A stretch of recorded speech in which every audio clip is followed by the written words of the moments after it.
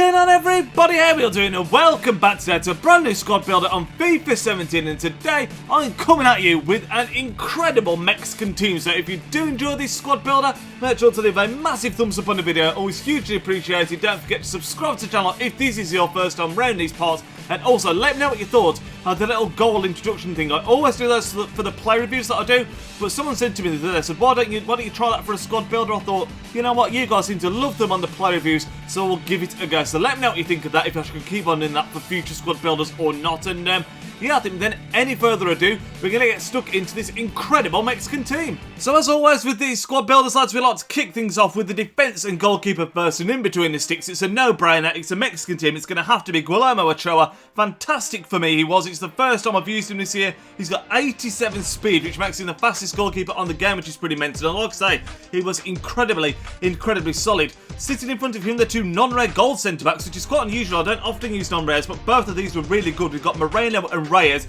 Both of them have got semi-decent pace. None of them are blindingly quick, but both of them have got enough to get the job done. And like I say, they were incredibly solid for me. And in the 5 games that I played, I actually kept 3 clean sheets, which I credit a lot to the 2 centre-backs and Ochoa in between the sticks. Like I said, they were absolutely solid. Right back, we've actually got Aguilar. I was going to try and get this in-form right back. I think he was an informed silver, but he was going for like 50k, and then Aguilar just looked like, you know, he could do a job, and that's exactly what he did. He's got good pace, decent physical, decent defending, and at right back or left back, that is all that you need. And like I say, got the job done, did really well. Going across to the other side of the fence at left back, we've got the first informed Miguel Layun. This doesn't actually seem to be. The few times I looked, not many of him on the market. I actually paid 45,000 coins for him, which isn't cheap, but for that, you all know what you get with the Layun card. He's incredibly well-rounded. He's got great free kicks, great defending and physical. He's just a fantastic card. And at left back for Mexico, even if you're just going to use the normal Layun, it has got to be Layun in some form or another, because he's just absolutely outstanding. Moving into the middle 3 of the team, we are playing a 4-3-2-1 formation. Holding down the midfield in the centre is informed Molina. He's a silver informed, but he's got good height in 6 foot. He's got decent physical and defending, and low-high work rates more importantly, which meant he really sat back almost as like a sweeper in front of that back 4, and he really did the job fantastically well. He grabbed a goal and an assist in the 5 games, and like I say, was just a solid performer. The midfield was very dynamic. On the right hand side, we've got Hector Herrera. Again, high work rates, can do a bit of everything really well, and exactly the same can be said for Guardado on the left hand side. Very dynamic midfield, gets up and down the pitch very well, the left side and the right side does. And then you got Molina in the middle, who's sort of holding it down like the anchor of the midfield, and that meant we were very hard to break down on the counter-attack, which I really appreciated. Like I said, that part of the team played fantastic, and that wasn't even the best part of the team, because as we move into the front 3, these 3 were just absolutely insane. Whenever I use a Mexican team, they always seem to play well. I don't know what it is, and this team is no exception. The front 3 was the key to that. We've got informed Lozano on the left-hand side. He's literally, lads, going for like 11 or 12k. He's got 95 pace, 4-star skills, 4-star weak foot, decent dribbling, okay shooting. He is an absolute tank. Highly recommend you pick him up, if for nothing else, for a super sub, because that's how I've been using him. And I'm thinking I've played like 15 games with him now.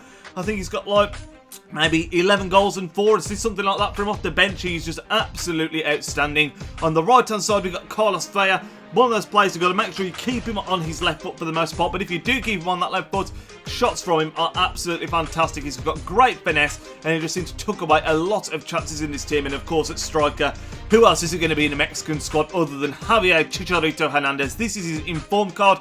Cost me around 80,000 coins, and was the bulk of the cost of this team, which cost me around 160k. A lot of that made up with the special cards. You've got Hernandez, who's about 80, Layun was about 40, and then you got the 10k for Lozano, sorry, and then about 15-20k for Molina in the central midfield. So that literally was the bulk of the team. Everyone else was 1,000 coins or less, but like I say, I played fantastically well. 4-3-2-1 formation is still my favourite right now. It just seems to perform so well whenever I use it. We're going to get into some clips of this team in action now, and I'll explain just how the team played so well and why it works. So as I've already mentioned, lads, whenever I use a Mexican squad on FIFA, it always seems to perform incredibly well, and this team is no exception. I also did a squad builder on a Mexican team on FIFA 16, I believe, and that team was also really nice, but this team, like I say, no exception to the rule, played incredibly well. And with this 4-3-2-1 formation that we're using, the counter-attack setup just seemed to work incredibly well. I mean, instruction-wise, we've got the left back and the right back on stay back while attacking. We've got Molina in the middle,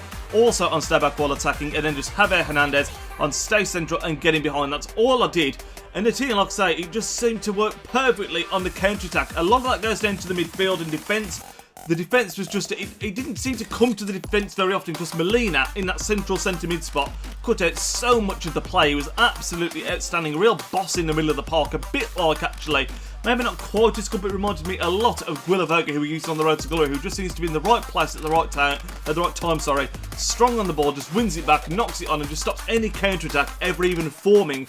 And when you have stopped that in the middle of the park, you've got that front three, which was absolutely sensational. Lozano, Hernandez and Villa linked up so well. Always seem to be all attacking as like a little formation. I know that's how it should be, but it's not always the case when you're using this formation. They always seem to be giving each other options, making space for one another, and that, you can see from the clips, is what makes this team tick so fantastically well. Whenever you get in on goal as well, Hernandez and Lozano and Villa all have got fantastic finishing. I mean, you'd expect it from Hernandez, of course, but Lozano and Villa, no exceptions to that either. Great when they get in on goal, always putting it in. And like I say, when you've got the pace of Lozano, Villa's got decent pace as well. On that break, this team is incredibly dangerous. And a big shout out also has to go to Herrera and Guardado in the middle of the park, who, like I say, fantastic at box-to-box work. They get up there, they can contribute if they get into an attacking position. They've got the stats to do that, but they've also got solid stats when it comes to defending, cutting out the play. And it's hard to put into words, but the team just flows incredibly well, and it just seems to work. For whatever reason, this team just seems to absolutely work, and I would highly recommend giving it a go. It's the kind of team, I don't think I'd take it into the weekend league because you're just coming up against such sweet teams, but at the same time, I played 5 and won 5. It's just the thought of using a Mexican league in the week, a Mexican team, sorry, in the weekend league seems a little bit strange to me. But that is going to add to the squad builder anyway, lads. Like I said, I would highly recommend giving this team a go. Now is a great time to test it as well, of course, because as I record this, you'll be seeing this on Saturday. There is no weekend league going on. You can take it into divisions, and I honestly believe this team could do a job for you there. So let me know in the comment section down below if you do try it and how you do get on with it. Let me know if you've already used a Mexican team, if there's any Mexican players you think that I missed out that should be in the team that perform really well for you. Love to hear your feedback as always, lads. And also the support on squad builders has been insane the last couple, so if you can keep that going again, I would really appreciate that. But enjoy the rest of your Saturday, lads. I will catch you all tomorrow with a vlog of the Man City and Tottenham game, which I'm going to today, which I'm not particularly looking forward to. But I'll catch you there, lads. Enjoy the rest of your day. Nidge out.